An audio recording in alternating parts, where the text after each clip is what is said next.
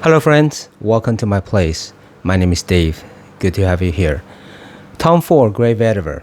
This is the EDP version. There's also the EDT, which I don't have. Why this? I know it's been discontinued, but I see a place or two online that's still selling this. And also the weather is warm, perfect time for this. And I wear it every year. Now, whenever you talk about this one, the Tom Ford Gray Vetiver, you have to mention guerlain vetiver. Both are very famous for their vetiver notes, and both are from very good house, very hyped fragrances. Spray time.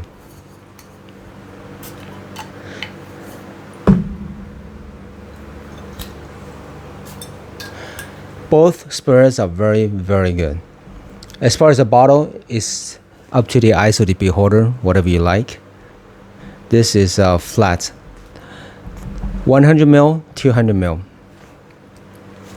On the top, a lot of grapefruit is coming out from the gray vetiver, along with the sage. Okay, that's what I'm getting the most. It's fresh. It's fresh. While the guerlain vetiver is going to have the green notes. I mean, whenever I think about this, I smell as if you're walking on a field of green grass early in the morning with a wet soil. Okay, so it's a little bit dirty, but not in a bad way. Okay, it's just a way of expressing that it's not super clean like the gray vetiver. That's what we get on the top. And as far as similarity on the top, I would say it's only about 30% ish. Because I'm smelling this, I would not even think they're in the same, I would say same direction, but they're quite different, right? Now, as we get into the middle, that's why I think it comes closer, because the vetiver notes will come out more and they will share that similarity. That's when I say it's about 50 or 60% similar. For the Tom Ford, we're gonna also get some orange blossom, pimento, the spicy pimento, some sweetness from the nutmeg, all right? And while these guerlain vetiver, yeah, I'm getting some pepper, some orange, yeah, some nutmeg as well, some sweetness there, but the vetiver is coming out, it's showing itself. And then when I get to the dry down, that's why I think they go the opposite direction. Where in the very beginning, I think Tom Ford, because of the grapefruit, I tend to think it's a bit fresher than this one.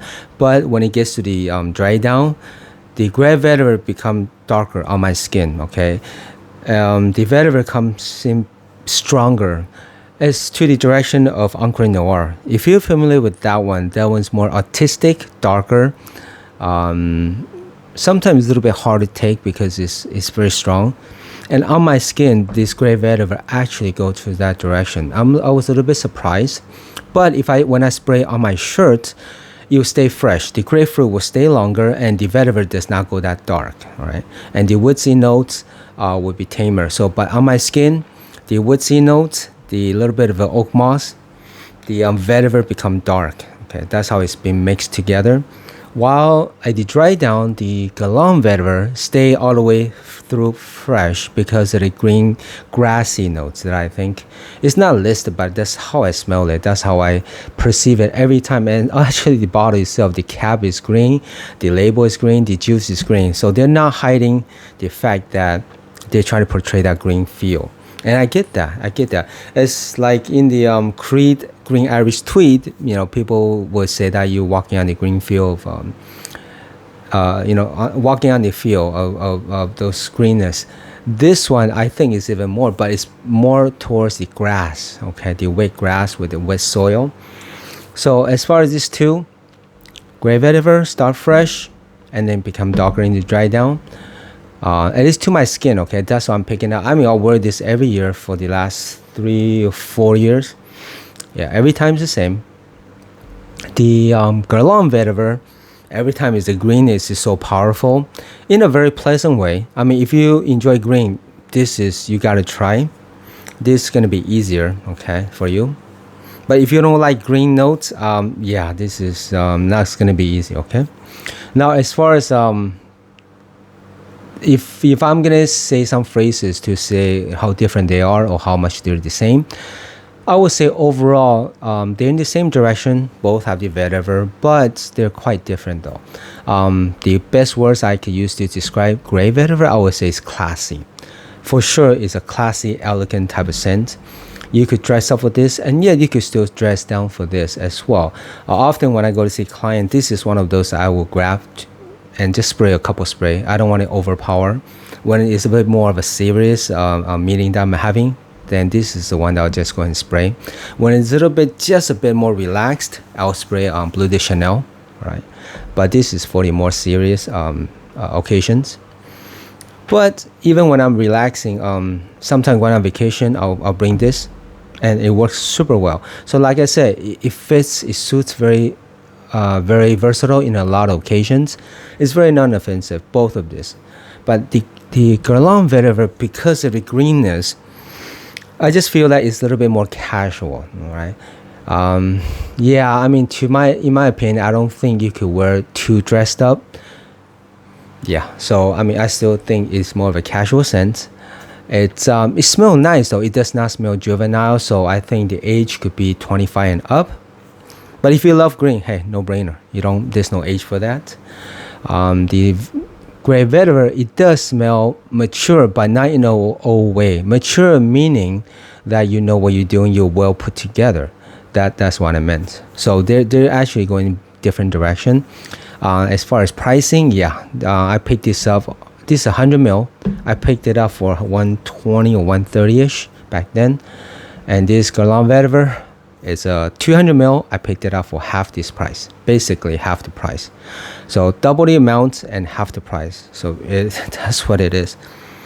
Yeah. So I think, both is going to be up to you. And for me, it is worth the money just because I do go out. I do need at times to use this, okay, for certain situations. But if not for those occasions where I need to wear this specifically, then I think it is pricey. For a vetiver scent, it is pricey. But then again, I have Nichane Sultan vetiver that's even pricier than this. Okay, it's about 110, 124 or 50 mil. So yeah, with that said, the Sultan is a different category, right? I also have the vetiver extremes. But anyway, coming back to this. Gray vetiver, it's up to you if you think the value is worth it. Go pick it up, because go pick it up soon if you do want to pull the trigger. They're going out of stock. Like I said, I only see, I think, one place that had it when I checked yesterday. So, go see if you can find a good price and pick it up before it's all gone. As far as guerlain vetiver, it should still be around. So, with that said, I hope that is helpful. Wait, longevity? How can I forget longevity? Both are good. Considering that this type is a fresher type of scent, but the vetiver is a base that's going to last longer, so it at least 5 or 6 hours, more than half a day, no problem. Sometimes it lasts me, full day, about 8 hours. Yeah, I think so, but that time is pretty light, as expected. I'll usually spray on my shirt. I like the take when it's on my shirt. My skin will warm it up and it become a darker scent, but during the high heat, during the summertime, which this is very suitable for, I tend to like the freshness to stay longer. So when it's on my shirt, it stays longer. All right. So it's very masculine, even though it's not hard to take or too manly. But hey, the way it is very woodsy, it's very vetiver smelling.